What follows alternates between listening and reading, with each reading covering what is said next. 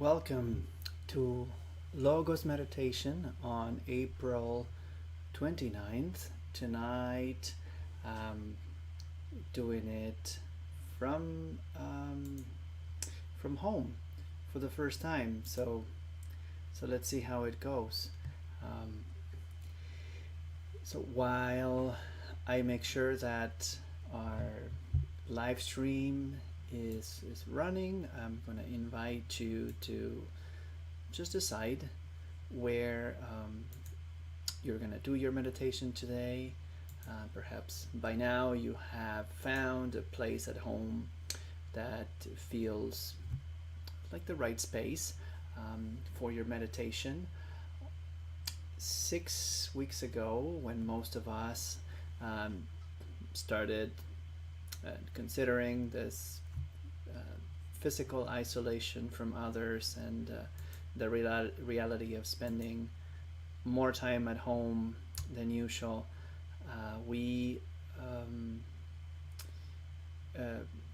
back then I suggested that if you could, reality of spending, it could find a place at home for your meditation. And the reason for that is that it helps our brain understand. If you have a place at home, like an altar, like a little meditation or yoga space that is your space for this spiritual practice, then it'll be easier to ease into it our brain as soon as you get started.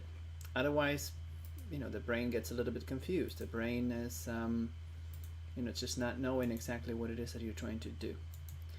So if you don't have it by now, then maybe today is your chance to perhaps try a place where from now on until perhaps for hopefully a very long time, you could choose to set up at home as the meditation space.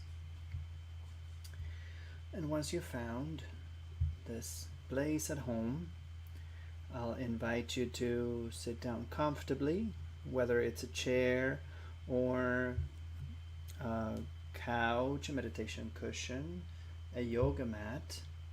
Just sit comfortably and try to find a balance between being too comfy, that might send the wrong signal to the brain that you're trying to perhaps go to sleep. No, you don't want to send that signal to the brain. And you can do that by, at the same time that you feel comfortable and relaxed, you project a sense of dignity, a sense of readiness, as if you were about to receive a very important guest at home. You don't want to look tense, but you don't want to look also like you're not ready for them. So the right balance is what we need for our meditation.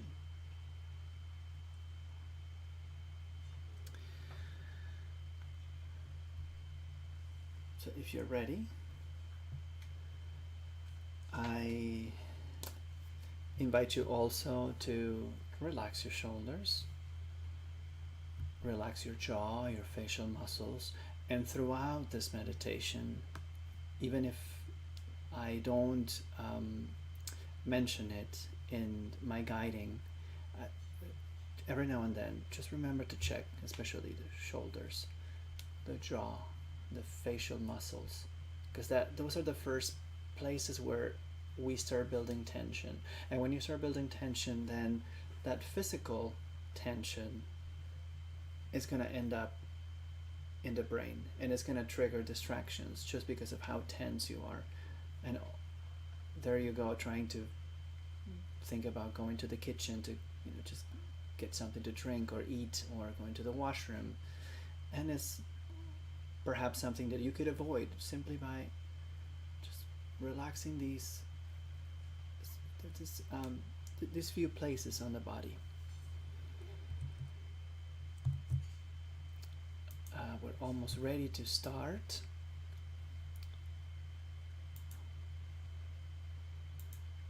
So once you found the right posture, I'm going to ask you to just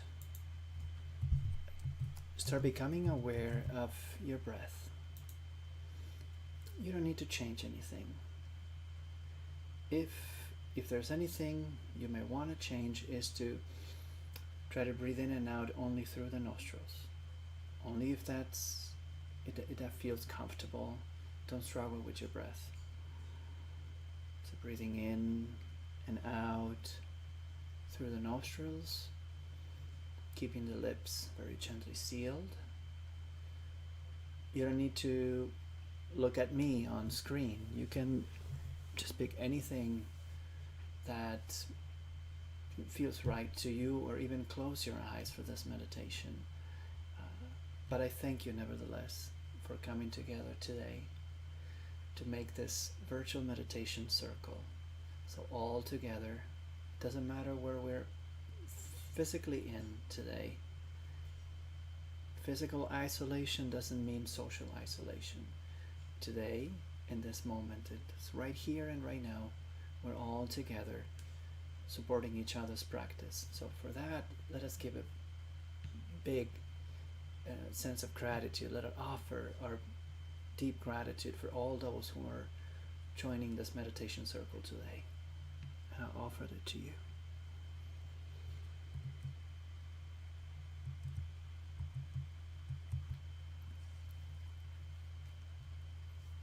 For our meditation today, we will consider 4 different passages of scripture. And we don't usually do that, so we'll see how it goes.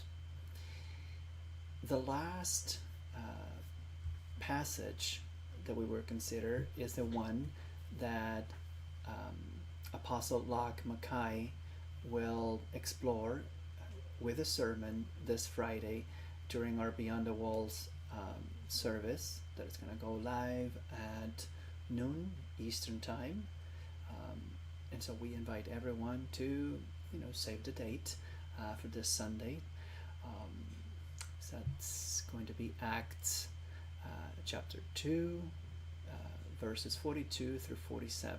And this is the one passage that we will consider last today. If you're ready, if you're already becoming acquainted with your breath, if you're letting go already of tension on your shoulders so that you can fully relax your torso as you continue to sit upright in a very dignified and posture that speaks preparedness, readiness for receiving the word. Now as you inhale, welcome the Spirit in your life. Envision the Spirit gently entering mind, body, and soul, one breath at a time. This flow of breath,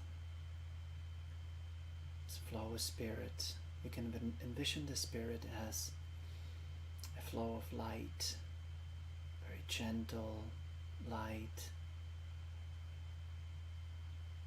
then from a great distance, traveling from heaven to earth, is now entering your life, nurturing, soothing and healing, one breath at a time. Gradually allow the Spirit to reach deeper and deeper into the lungs, deeper and deeper into the mind, even those unconscious layers of the mind, allowing the Spirit to reach even where your own consciousness is not able to.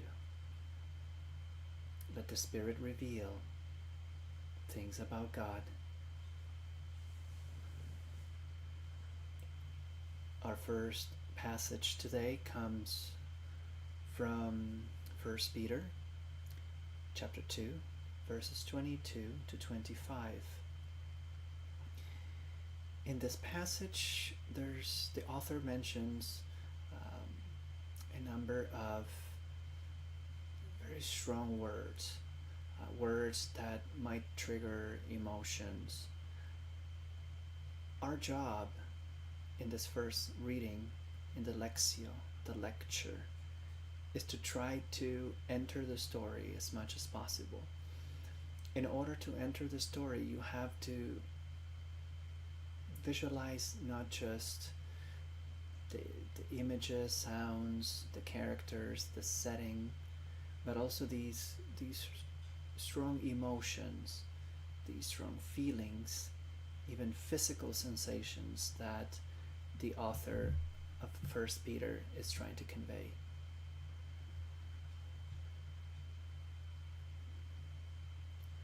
Always use your breath.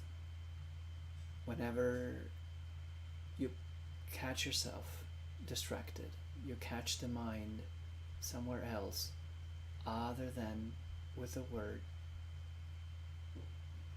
return to the spirit, return to the flow of breath, return to the awareness of the present moment. And don't be harsh on yourself. It's very natural for the mind to just wander off. And our immediate tendency is to just get frustrated and just say, oh, I'm not doing this right. I'm not feeling the right thing. I'm not good at this. If that's how you're feeling, then you can acknowledge that, because that same realization is going to guide you exactly in the path that you want to walk today. So there's nothing wrong with getting distracted, as long as you treat yourself kindly and return to the awareness of your breath.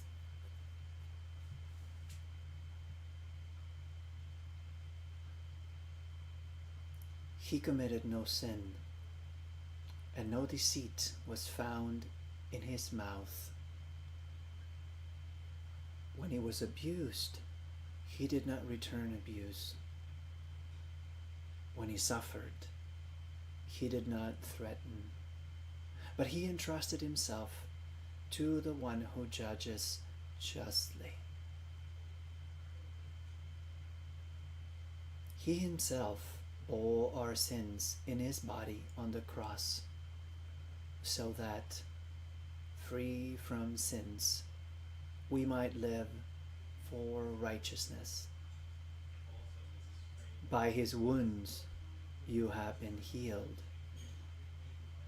for you were going astray like sheep, but now you have returned to the shepherd and guardian of your souls.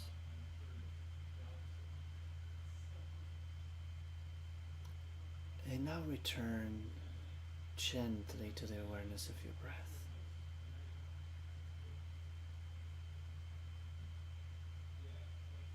Follow this flow of spirit from the moment it enters into your nostrils, as it gently descends down your throat into your lungs. Just notice how your ribcage expands until your lungs are full, and only then you start releasing all that breath, once again allowing the spirits to return to its source, noticing the ribcage once again contracting, perhaps noticing the belly as it rises and falls. Whatever you might be able to sense, whatever physical sensation feels more vivid as you breathe in and out deeply, slowly, yet very naturally. Gradually becoming aware of every aspect of the moment to moment, a fraction of a second where consciousness is taking place. And every aspect includes your physical sensations from head to toe, pleasant, unpleasant, or neutral. Even discomfort and pain that you might be starting to develop, perhaps on your lower back, your shoulders, any feelings of being tired, hungry, perhaps restless. Any thoughts that form in the mind, only to jump to the next thought, thoughts fading in and out, the stream of consciousness. Just let them come, let them go. Don't get frustrated by your thoughts. Don't be frustrated by background noises. Just like here, there's other people in other rooms. They're going about their lives, and that's completely normal, and that's fine. There's nothing wrong about that. That doesn't need to distract you. That doesn't need to be the end of your meditation. Just acknowledge. It just is. It's neither right or wrong. Congratulate yourself for becoming aware of yet another aspect of this moment. Our second reading comes from the Gospel of John, chapter 10, verses 1 through 10. In the second reading, we try to go beyond the simple imagery that the author is presenting in front of our eyes, in front of our ears. In the second reading, our goal is to dive a little bit deeper, to read between the lines, to understand the allegory, the metaphors, the symbolism that the author is using in order to tell us something about Christ, in order to tell us something about God, in order to tell us something about our relationship with the divine. So allow yourself to open up comprehension, dive beyond the level of literal interpretations of Scripture, so that you really understand on your own terms, letting go of any previous understandings that you may have, as other people may have told you about this. Just as if it were the first time that you were listening to this imagery, as if it were totally new to you. Just let go of the baggage of previous understanding.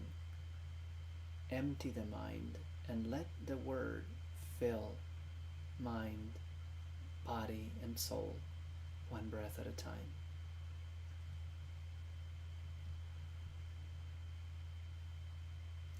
Anyone who does not enter the sheepfold by the gate, but climbs in by another way, is a thief and a bandit.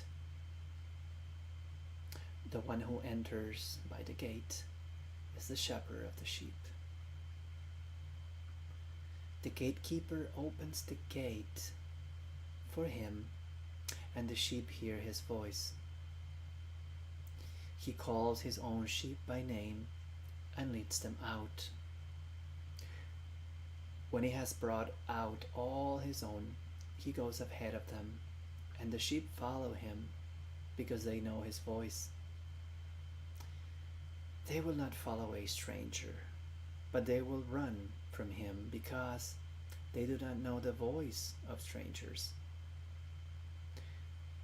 I am the gate. Whoever enters by me will be saved, and will come in and go out and find pasture. The thief comes only to steal and kill and destroy. I came that they may have life and have it abundantly.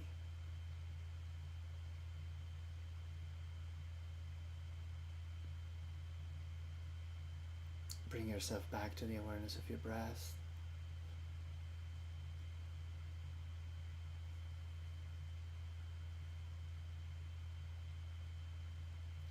Breathe in, out, 5, 4, 3, 2, 1. Empty your lungs. In, out, 5, 4, 3, 2, 1. Empty your lungs. In, out, 5, 4, 3, 2, 1. Empty your lungs. Our third reading tonight comes from Psalm 23, and this is a very famous psalm, known to most of us. We sing it in many hymns, so you'll be familiar with the words. It's the Divine Shepherd. The theme, however, continues to be the same. It's a pastoral theme. Our goal in this third reading is to let go of making an effort to understand intellectually with our reasoning, like the parts of our brain that process logic, high functioning language, etc. In this third reading, we allow the word to enter deeply into our body, embody the word. Instead of trying to decipher symbolism and metaphor, in this third reading, I want you to turn your attention inward. Just envision the word entering your body one breath at a time. Allow the word to flow with the breath, to flow with the spirit. Allow the word to enter every corner of the mind, every cell of the body, one breath at a time. And notice your own reaction to the word. That's where the focal point of your attention is. What arises within you as you hear the word, as you let go of making an effort to understand the word. Just see what happens within. Every emotion, every physical sensation, even every thought that arises as you allow the word to enter.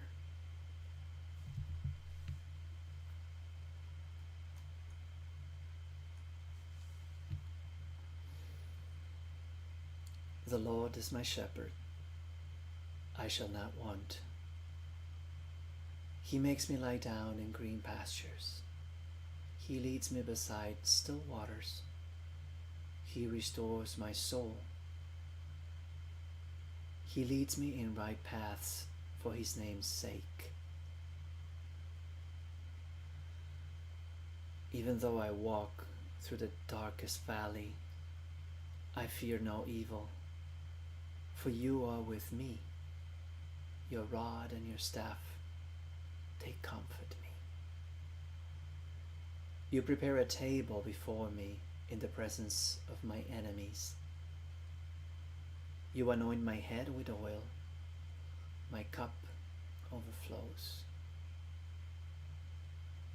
Surely, goodness and mercy shall follow me all the days of my life, and I shall dwell in the house of the Lord my whole life long.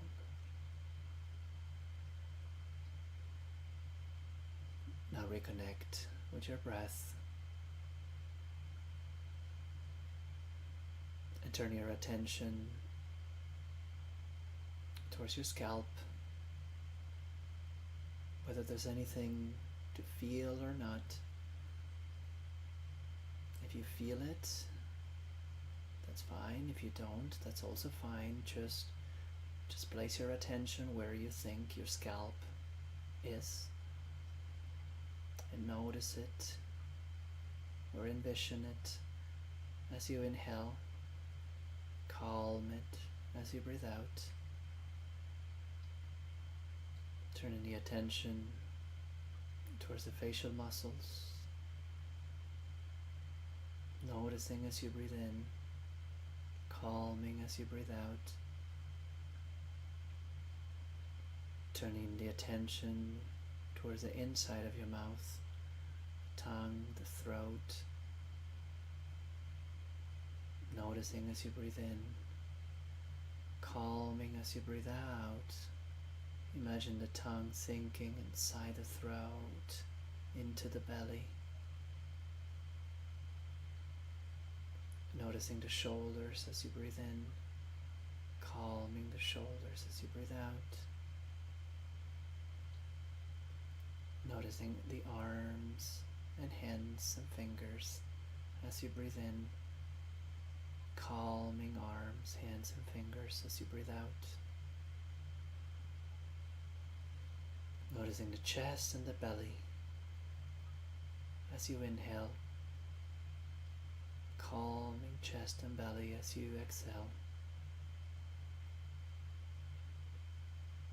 Noticing the whole length of your spine, from your skull all the way down into the pelvis as you breathe in,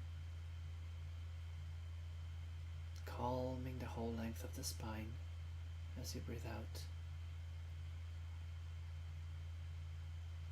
Noticing the legs and feet, even the toes, as you breathe in,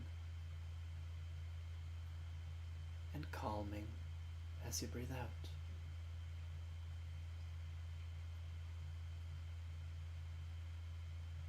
Noticing the whole body as you breathe in, and calming the whole body as you breathe out.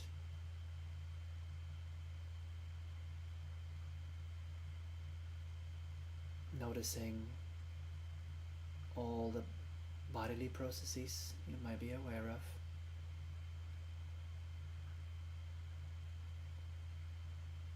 Not just your breath, perhaps your heart beating, the digestive system, anything you might be able to sense happening inside the body. Just notice as you breathe in, calm as you breathe out.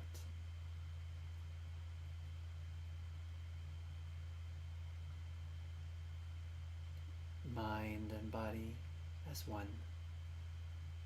Mind, body, and the universe as one.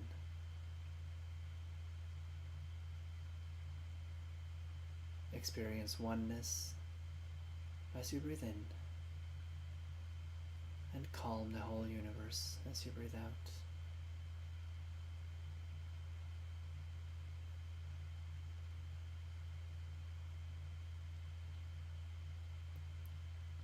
For our last reading tonight, once again, let go of making an effort at all. This is not a time for doing. This is a time for not doing.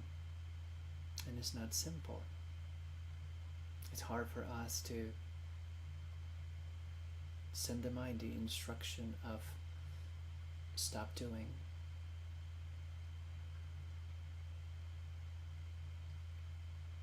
As much as you can, just let go. Allow the mind to be free. Allow the mind to go wherever the mind wants to go. As you continue to be very aware of the flow of breath, the flow of spirit, allowing the word to flow together with breath and spirit.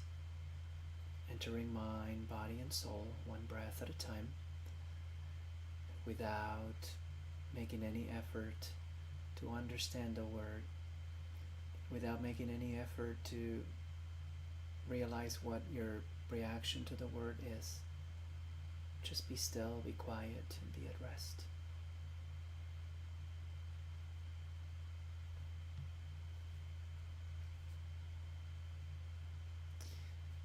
They devoted themselves to the apostles' teaching and fellowship, to the breaking of the bread and the prayers.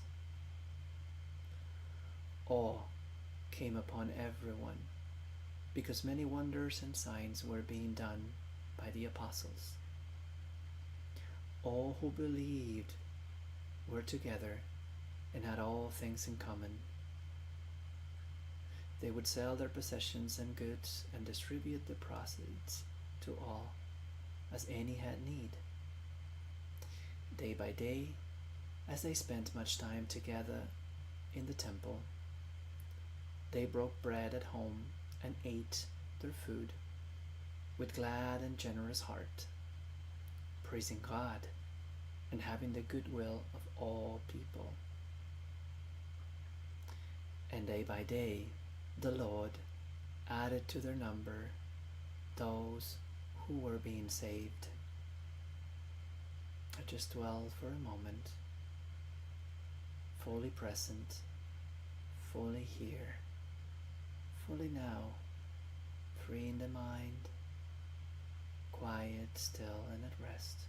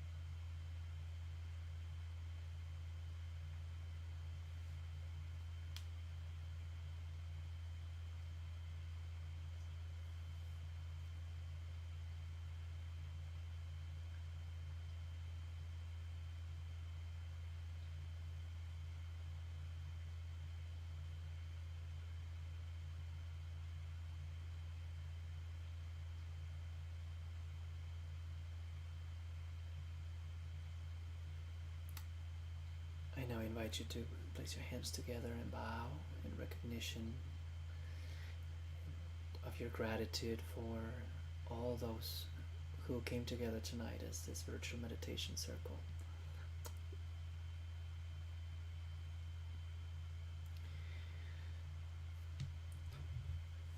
So thank you all for sharing this moment together, and I see some of you. I don't see everyone. Facebook only allows me to see those of you who have said something on the watch party, but nevertheless, I'll see you later.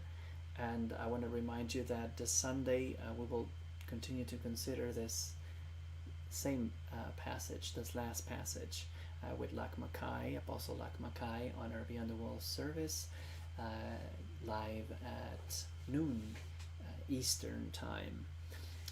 So hope you can make it. Save the date, and in the meantime, please be safe and stay healthy. Thank you.